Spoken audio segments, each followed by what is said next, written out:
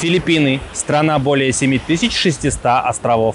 Страна гор, морей, пляжей и добрых людей. Страна, которая была колонизирована Испанией на протяжении 300 лет, а затем американцами и частично японцами. Культура Филиппин впитала в себя как черты этих стран, так и сохранила культурные особенности до колониальной эпохи. В этом видео я расскажу о 10 интересных моментах о филиппинцах и Филиппинах, которые могут вас удивить. А также пообщаюсь с местными людьми и попытаюсь выяснить, какие культурные особенности присущи местным людям.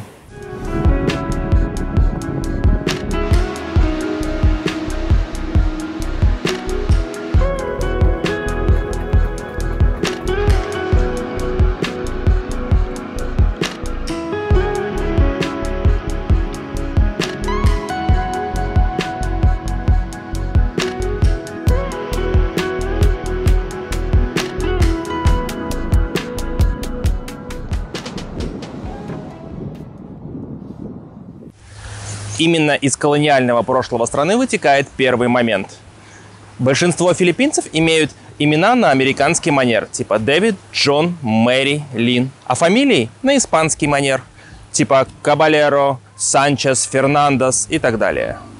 Is it true that most Filipinos have American type names like David, John, and family name Spanish type like Fernandez, Gonzalez? Yes, because it's like the influence of other nation and due to our history before. Is it because Philippines was colonized by Spain and America? Yes, some of Filipinos have Americanized name And- because of our history before. And Spanish surname like Fernandez, Gonzalez. Yeah, that's true.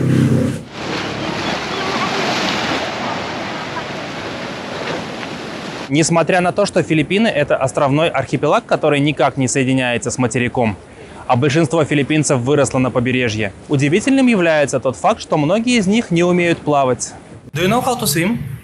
No, That was. I don't know how to swim. I really was surprised when I came on Philippines and I find out that most of Filipinos doesn't know how to swim even if they grow up on the seashore. Yes, that's true because it's like some are scared of the water and also because of the preferences of the person if they want to learn or not. Like me, I'm so scared of the water because when I was young, my parents they always say that, oh, don't go there because they have a shark like that. And of course, in my mind, it's, oh my God, there's a shark, so I don't want to swim. What did you do on the beach? You just swim like a baby? Yes, just like, oh my God, just sit down and then playing. That's funny. Yes, it's very funny. For me, like, I'm 39 years old, but I still not know.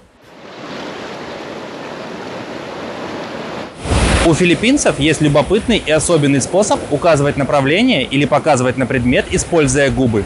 Нет, они не пытаются вас поцеловать, отвечая на ваш вопрос, как пройти в магазин. Таким образом, они показывают, куда вам идти. А еще филиппинцы используют брови для того, чтобы сказать «да» или выразить свое согласие с чем-то. When I just come to Philippines also, and I was surprised when I asked direction from someone, for example, where is the shop? And Yes. people told me like, and I really thought a person want to kiss me. And there was no, and that's reply, no thanks. No, I'm not like that. Is it true that in Philippine culture, you guys use your face, for example, to show direction like that and to say yes with your eyebrows? You also do that? Yes, that is really true. Really, I do believe that, Filipino has a very special way to have giving direction. Just like there and yeah, something there. Like, just like,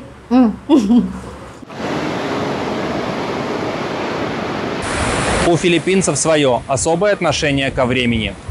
Они никогда и никуда не торопятся. У них даже есть свой термин «Filipino time» или «Manana habit», что можно перевести как «зачем откладывать на завтра то, что можно сделать послезавтра или не делать вообще».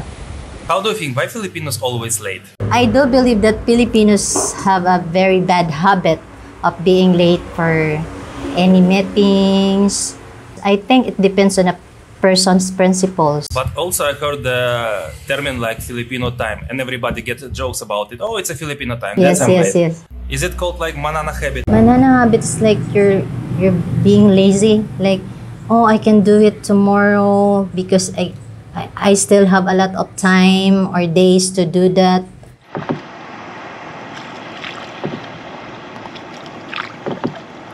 Интересным моментом является то, что на Филиппинах нету единого языка. На каждом острове или группе островов говорят на своем языке. Тут около 8 основных языков и более сотни диалектов.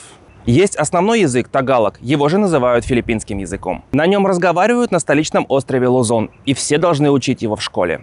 Но зачастую на других островах, в провинциях или в горах люди и вовсе могут не говорить на тагальском или могут говорить на нем плохо. В среднем каждый филиппинец разговаривает на 3 или 4 филиппинских языках, которые, кстати, между собой сильно отличаются. Именно поэтому английский язык здесь второй государственный. Его все учат в школе, и каждый филиппинец более-менее разговаривает по-английски. А еще все официальные документы здесь тоже на английском, типа постановления судов, договоров и так далее. Is it true that on Philippines more than 100 languages, and on every island people speak on their own languages, but the main government language is called Tagalog? Yes, Tagalog, our main language. And here on our island we speak Visaya. Yeah, How many native languages you can speak? only 2, Bisaya and Tagalog. But I can also speak English. Is it true that on Philippines most people speak English as a second language? Yeah, because every child, Filipino child, was educated with English subject, primary to college. But what about people in the mountains who doesn't go to school like that? They doesn't speak English. Yes, because they didn't educate about English. Is it true that even if Tagalog is the main language here in Philippines, it's like a government language, some people in the mountains or in the province doesn't speak Tagalog. They only speak like Visaya or local language. Is it true? That's why I told you some are educated but in English, but in the mountain it's like it's really hard to them to go to school because it's very far. Yeah, that's why.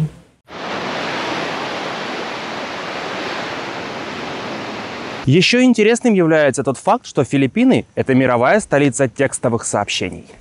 Филиппинцы за день генерируют текста больше, чем кто-либо другой в мире. Постоянно перекидываться текстовыми сообщениями в Facebook Messenger здесь обычное дело.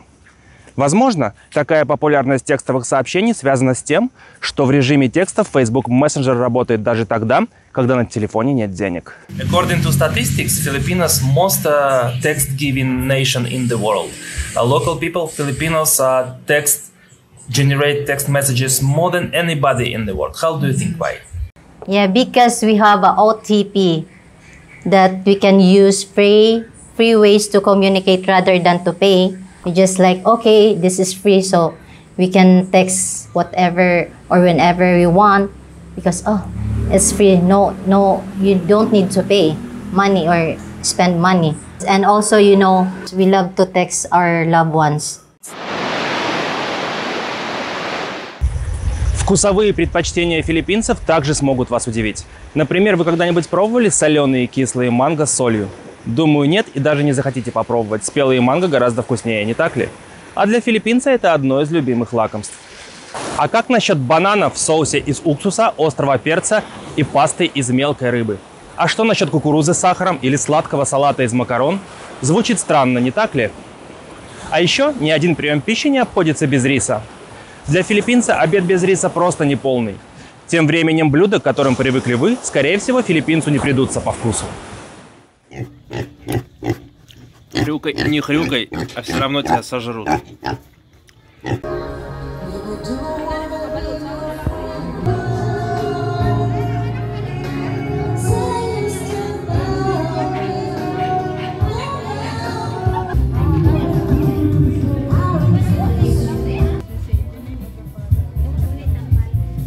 Some of the food here can be really weird for us, for foreigners. Like, for example, you like eat mango with salt, right? Yes, yes. Also, you can eat pineapples with salt, right?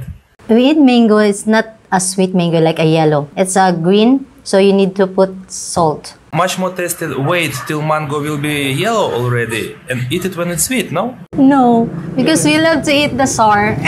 And it's really nice. You eat bananas with some fish sauce or something?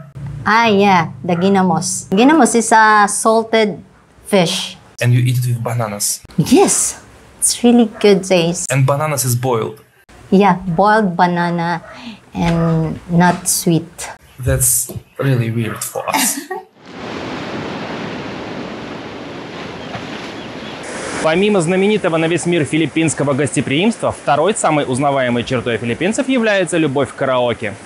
Практически каждый может петь в караоке как профессионал, и ни один праздник не обходится без караоке-машины.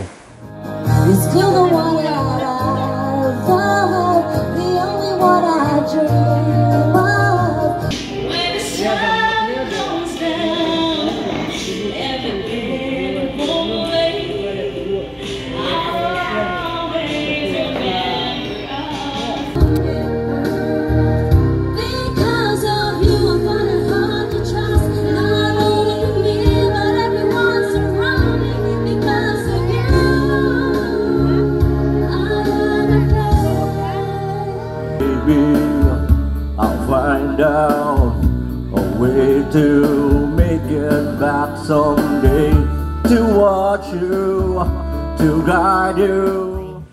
Do you know how to sing? Did you sing in karaoke? Yeah, a little bit. I was surprised everybody here like a professional singers and everybody like to sing. Why is that? Yes, I do believe that, Filipinos have a talent of singing, and, we love to sing. Filipinos love to sing. You're also a good singer. Not really, just like a little bit of maybe. But when you go hang out with your friends, you go to karaoke, right? Yeah. I sing, and then they said that, oh, you have a good voice.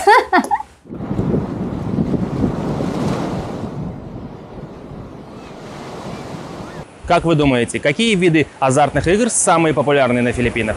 Покер, казино, ставки на спорт? Вы удивитесь, но самый популярный способ делать ставки – это петушиные бои. Они настолько популярны, что их транслируют по ТВ и собирают зрителей больше, чем бои UFC. А в каждой, даже самой маленькой деревне, есть арена для петушиных боев.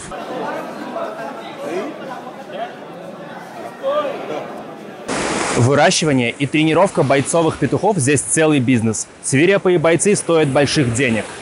А еще стоит упомянуть про лошадиные бои и даже бои пауков. How about cockfighting? It's also like national tradition. Yeah. It's like an old days. Some of our ancestors before. You ever was on cockfighting? No. But my ex before is love to beat the cockfighting. You always bet money on it. Yes. And it's really crazy. Я сейчас недалеко от деревни Сипалай на острове Негрос. Рядом с городом Сипалай есть пляж под названием Sugar Beach. Вот он, наверное, километр в длину, я его весь прошел. Тут желтый песочек, утесы, по бокам резорты, разные резорты, от дешевых до дорогих. Но фишка в том, что это место абсолютно не затоптано туристами. Я пока шел, не встретил ни единого человека, ни персонал, ни отдыхающих, никого. А посмотрите на пляж. Вот такие места мне нравятся. Здесь есть разрекламированные Боракай, Палаван. Но на самом деле в стране очень много вот таких местечек, про которые мало кто знает и куда не едут туристы. А тем не менее, место потрясающее. Продолжая тему азартных игр, не могу не упомянуть о следующей традиции филиппинцев, которая действительно сможет вас удивить. Это традиция играть в карты на похоронах. Дело в том, что филиппинцы верят, что рядом с телом усопшего всегда должен кто-то бодрствовать, даже в ночное время. Поэтому на похоронах в течение недели организуется стол, где все желающие смогут поиграть в карты в ночное время, несмотря на то, что в соседней комнате лежит тело усопшего. Это также и помощь семье усопшего, потому что часть прибыли с таких игр пойдет семье. I want to ask about some culture thing that I was really surprised, and this shocked me a little bit. It's about gambling on the furniture. Then somebody died. Yeah. Is it true that people play card games at that moment? they organize the gamblings because, you know, they help also with the family of the deceased. How? It's like the profits of the gambling table goes to the family. Did you solve something like that? Yeah, I saw it. It's So it's until today.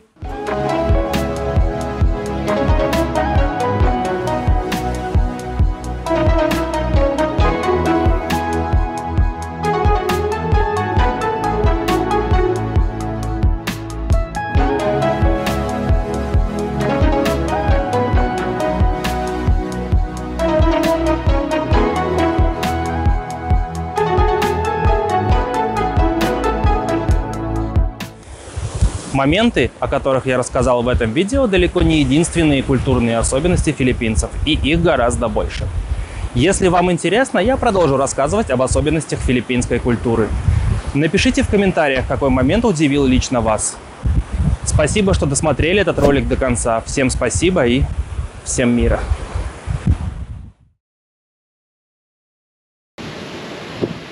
Ты очень похожа на мою жирную собаку. Я даже издалека тебя перепутал. Ну куда уходишь, я с тобой разговариваю?